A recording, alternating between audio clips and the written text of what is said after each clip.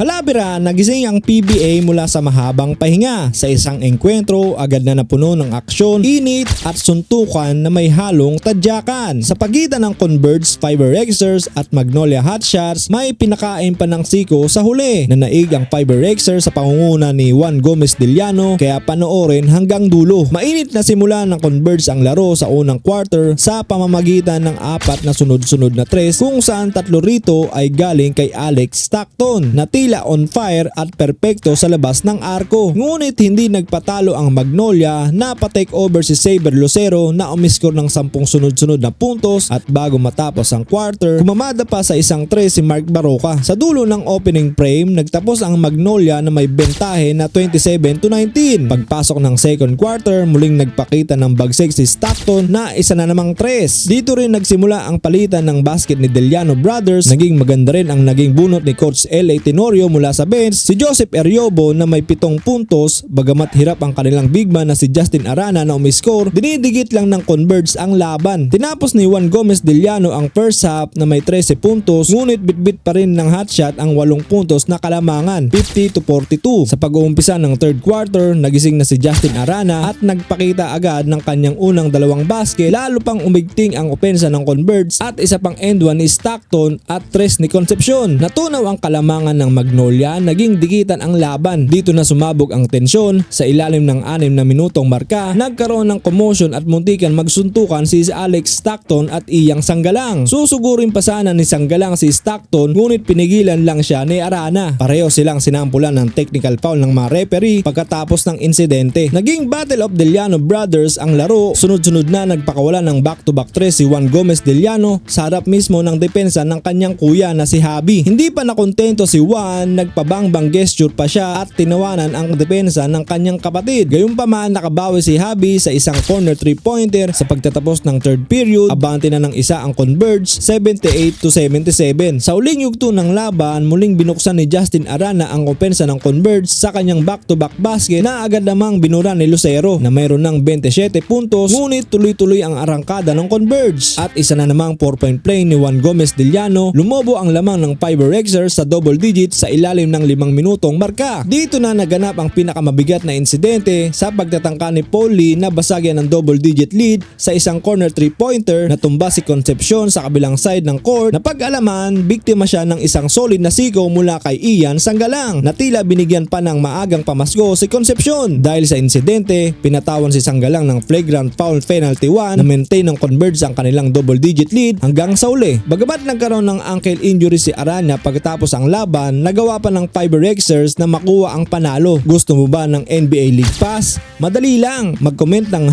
#Topboard, mag-like at mag-share at mag-follow, at voila! May instant NBA League Pass ka na hanggang finals. Kaya ano pa hinihintay mo? Mag-share na! Yeah!